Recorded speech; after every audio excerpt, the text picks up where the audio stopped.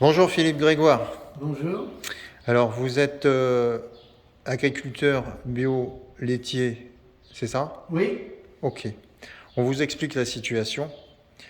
On vient de se retrouver avec des cyberattaques régulières là sur la France et nous on vient vous voir pour faire un peu le point parce que des messages sont passés à tous les Français d'activer leur plan familial de mise en sûreté. Hein. oui. Chaque Français, on se rappelle, doit avoir un sac à dos, hein, rempli de vivres, de moyens d'écouter la radio, parce qu'on subit une crise assez grave.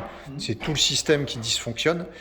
Et on vient vous voir parce que le plan familial de mise en sûreté, c'est 72 heures.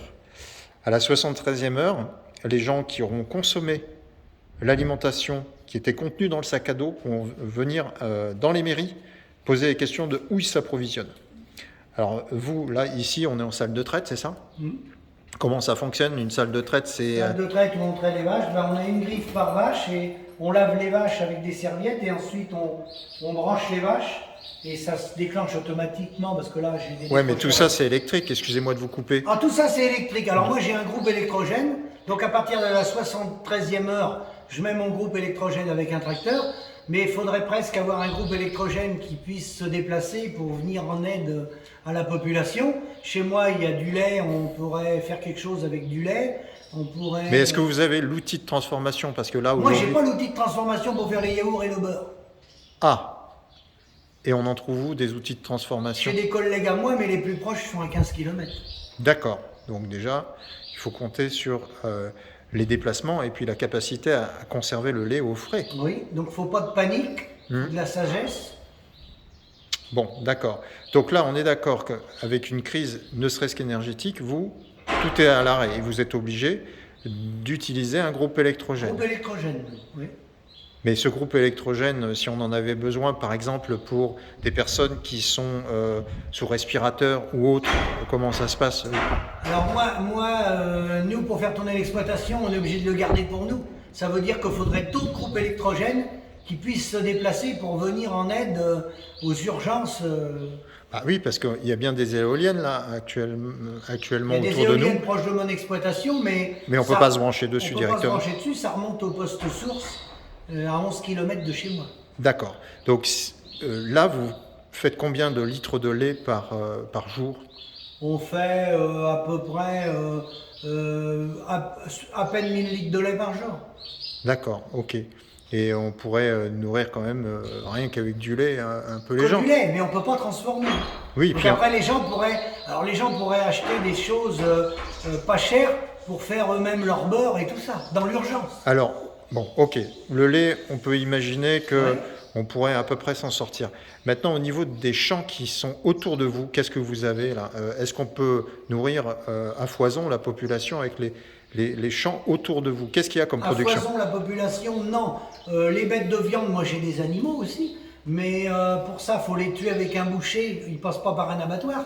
Dans la panique, dans l'urgence, il y a des animaux qui pourraient être tués par des bouchers, et après on met la viande en chambre froide et le cycle il est pris. Dans l'urgence, hein, si tout est bloqué. Après, pour les maraîchers, il y en a quelques-uns, mais ils ne fourniraient pas à la population. Hein. Pourquoi ça? Parce que qu'est-ce qui est cultivé dans les champs aux alentours?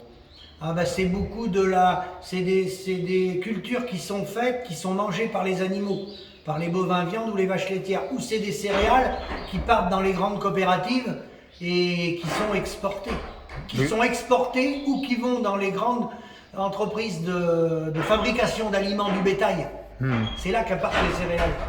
Donc vous êtes en train de nous dire que là, si les populations à la 73e heure n'avaient plus de nourriture dans leur sac, ils iraient voir la mairie irait voir les producteurs locaux et ils découvriraient que si les supérettes et les supermarchés sont totalement vides, on ne peut pas se nourrir avec, ou pas très bien en tout cas. Dans la panique, il n'y aurait rien de prévu. Bon, sachant qu'en plus, il faudrait que les populations soient bien coordonnées pour pas que les gens se transforment en bouchers eux-mêmes à aller piquer les vaches dans les champs. Moi, dans ma petite commune, il y a 1100 habitants. S'il y a une crise majeure, c'est impossible de nourrir les 1100 habitants. Ça, on va pas se mentir. Hein. C'est quoi la ville la plus proche Après, la plus grosse, 6500 habitants environ, c'est Chemillé en Anjou, à 11 km. Mais là, autant dire que 6500 habitants, là, c'est la catastrophe. Hein. Ben oui, parce qu'ils vont, Là, ils vont se déplacer vers les champs, vers les campagnes. Ah bah, là, oui. Et puis après, si les gens veulent manger par exemple des poulets ou des canards, les élevages industriels qui existent, je ne sais même pas s'ils pourraient les consommer, parce qu'ils sont consommables quand il arrive à la fin du cycle. Mais dans le cas d'une crise majeure, si les poulets doivent partir à 33 jours, et les poulets, ils ont, mettons, 22 jours, à 22 jours, je ne sais même pas s'ils seront consommables, hein, parce qu'il y a un tas d'antibiotiques et tout qui sont mis, il y a des délais. Du jour au lendemain, s'il tombe quelque chose brutalement, c'est la catastrophe. Hein. Il y a le maraîchage qui pourrait répondre, mais sur une toute petite partie. C'est presque les fruits et légumes qui seraient le passe-partout. Mais on en manquerait. Hein, Oui, puis encore faut-il que ce ne soit pas en hiver. Ah bah faut pas que ça soit en hiver. Juste deux questions. Est-ce que vous pouvez traire à la main? Ah non, traire à la main, non. Quand des fois on habitue un petit veau sur une vache, on la traite un peu à la main pour habituer le veau à boire, mais traire à la main, ce n'est pas possible. Mais s'il y a une crise, une coupure de courant généralisée, les hors-sols, c'est pareil, hein, tout ce qui est hors-sol, cochon, s'ils n'ont pas de groupe électrogène, c'est pas la 73e heure. Hein. 18-24 heures, 18 heures, si c'est en période d'été, en 12-14 heures, tous les animaux sont morts dans les bâtiments. Hein. C'est affreux. Hein. Philippe, pourquoi c'est pas possible de traire à la main? Avant, ça se faisait à la main. Traire à la main, on peut traire à la main 7-8 vaches, 10 vaches encore. C'est la quantité. Mais là, le nombre de vaches qu'il y a dans les exploitations, c'est... Et puis, quand à l'époque, moi j'ai pas connu, hein, mais quand mes parents ils ont un peu traire à la main, il avait 5-6 vaches. Mais des vaches qui donnaient 5-6 litres de lait. Donc une vache qui donne 20 ou 30 litres de lait à la main, s'il y en a 30 seulement à 20 litres, faut embaucher de la main d'œuvre. Là, il faudrait du monde. Et les céréales pour animaux, pourquoi est-ce qu'on ne peut pas les consommer? On pourrait se dire, il y a du maïs, on peut manger du maïs. Les céréales, il y en a une partie qui partent, que les meuniers transforment, qui sert à faire du pain, mais il y en a une partie qui part en aliment du bétail. Et on ne peut pas la consommer? On ne peut pas les consommer? Consommer ce blé-là? Oui. Certains blés, si, mais après, il faudrait avoir un aplatisseur. Il faudrait que les gens s'équipent de petits appareils. Alors, ça existe, j'en connais au niveau local qui veulent revenir sur de la résilience et qui sont en train d'acheter des petits moulins.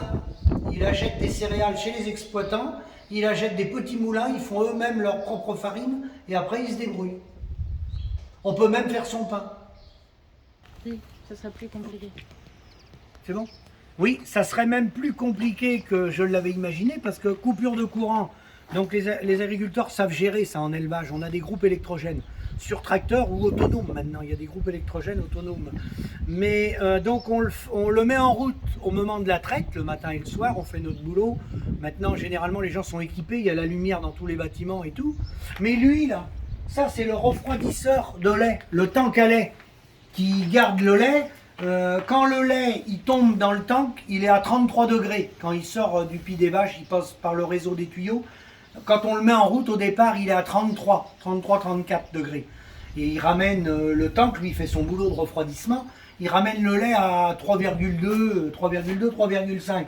S'il n'y avait plus d'électricité, qu'il y avait une crise majeure, que sans courant pendant 15 jours ou un mois, ça voudrait dire qu'il faut laisser un groupe électrogène tourner quasi toute la journée. Parce que lui, il se déclenche dans la journée pour se refroidir.